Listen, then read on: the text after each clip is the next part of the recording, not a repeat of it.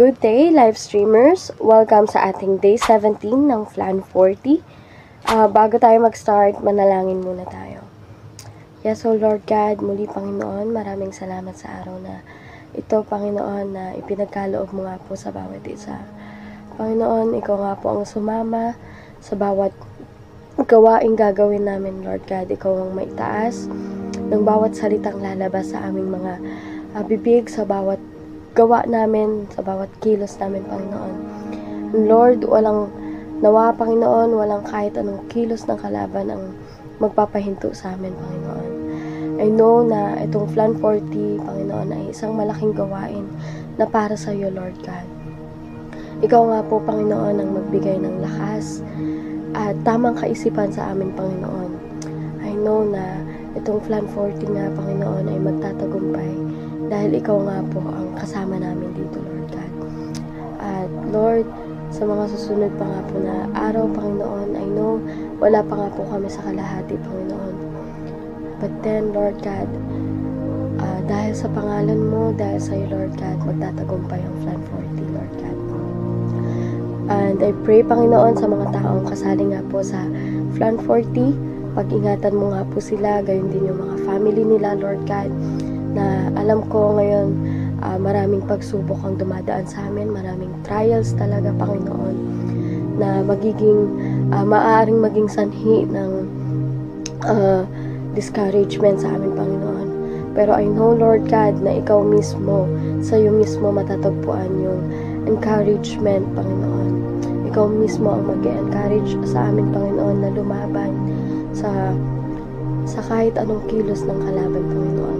Muli, Panginoon, maraming salamat at samahan mo nga po kami sa araw na ito. Tinataas na po namin lahat ng papuri at pagsamba sa matamis na pangalan mo. In Jesus' name we pray. Amen and amen. So, ang isi-share natin ngayon, ang word natin ngayon is Romans 8, verse 18. Sabi dito, "Yet what we suffer now is nothing compared to the glory He will reveal to us later." Sa Tagalog naman, para sa akin, ang pagtitiis natin sa kasalukuyan ay hindi maihahambing sa kaluwalhatiang mahayag sa atin balang araw. Napili kong i-share yung verse na ito dahil alam nating lahat na dumadaan tayo sa mga pagsubok. Maganda ang verse na ito para maging isang paalala sa atin, lalo na ngayon na nasa isang malaking gawain tayo para kay Lord. Ako, as una pa lang gagawin ng Flan 40, akala ko madali. Akala ko kailangan lang mag-pray, mag-fasting, magsasend lang ng video. Pero habang tumatagal, na-realize ko na hindi ganun kasimple. Ang Flan 40 ay isang spiritual na laban. At hindi siya ganun kadali sa inaasahan ko. Yes, nung una, naririnig ko kung paano siya gawin. Pero iba pala kapag ginagawa na. Nandiyan ang maraming pagsubok. Ngayon, nakakaranas tayo ng hirap, sakit, temptation, problema. Marami pang iba na maaaring maging dahilan ng discouragement sa atin. Kaya naman mahalaga na magtiwala tayo sa plano ng Diyos. Lagi nating ipagdasal sa Panginoon na panghawakan niya tayo. Dahil tayo ay mahina. At kailangan natin ng Panginoon na siyang nagpapalakas sa atin. Kaya naman, itong verse na ito ay nagpapaalala sa atin na ang lahat ng pinagdadaanan natin ngayon ay hindi maihahambing sa mga pagpapalang naghihintay sa atin. Ako, natutuwa lang rin ako sa verse na ito dahil alam kong si Lord yung nagbigay ng word na ito. Hindi lang para ma-share ko, kundi pati na rin para sa akin. I know na kilala niya ako na mahina. Lalo dati pa lang nung wala pa ako sa church. Napaka-sensitive ko, mabilis akong ma-discourage, ayaw kong humingi ng advice o kahit anong tulong sa iba. Kahit na alam ko sa sarili ko na nahihirapan ako. Dumating na rin ako sa part ng buhay ko na question ko ang Lord. Kung totoo ba siya, kung mahal niya ba ako. Kasi kung mahal ako ng Lord, hindi niya hayaang maramdaman ko na naiwan ako ng lahat. Pero may mas maganda palang plano ang Lord sa akin. Ngayon ko lang na-realize na meron na pala ako ng mga bagay na iniiyakan ko lang dati. mga bagay na dating nagpapasakit sa akin. Dating ako na parang napagdamutan ng pagmamahal. Ako dati na halos pagpasapasahan. Ako dati na nagtatanong kung bakit nga kayong iba kompletong pamilya. Sobrang sakit. Halos ilang years yung pain na yun. Ilang years na tinago ko lang. Pero ang plano pala ni Lord ay yung bigyan na ako ng spiritual family. And hindi lang yun. Hindi lang basta yun. Ngayon habang tumatagal, mas napapalapit na rin ako sa family ko.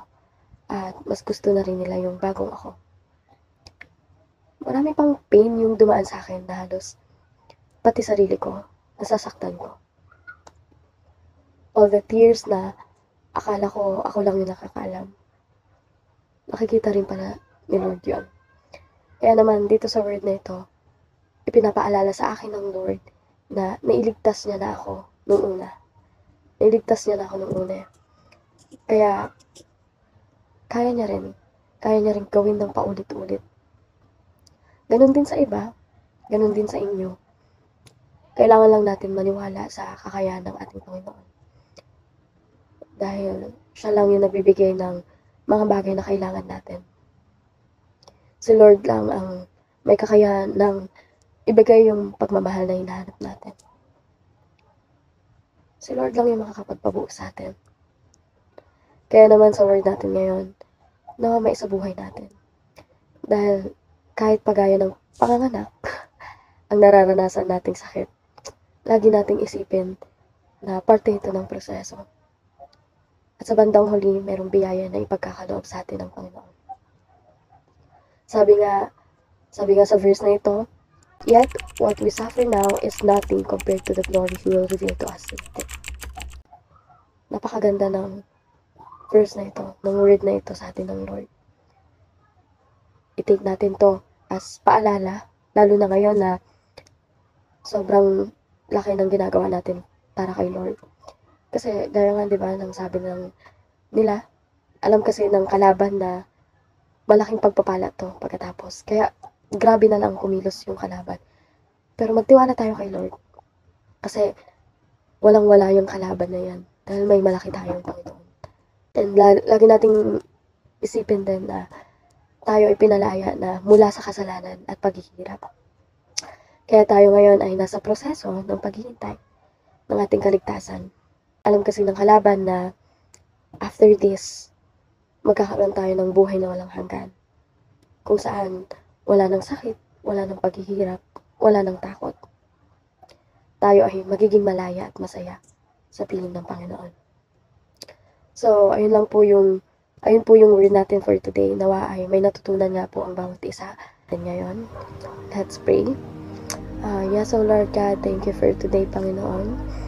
Maraming salamat nga po, Panginoon, sa word na ito, na I know na magiging word nga po nila ito for today, Panginoon, at sa mga susunod pang araw, Lord God. I know na marami pa nga pong pagsubok ang darating pa po sa amin, Lord God. Marami pang pagsubok ang susubok sa amin, Lord God. I know, Lord God, na ang pananampalataya nga po ang susi, Panginoon, para sa tagumpay namin, Lord God. I know na ikaw nga po ang magbibigay ng karapat-dapat na biyaya para sa amin, Panginoon.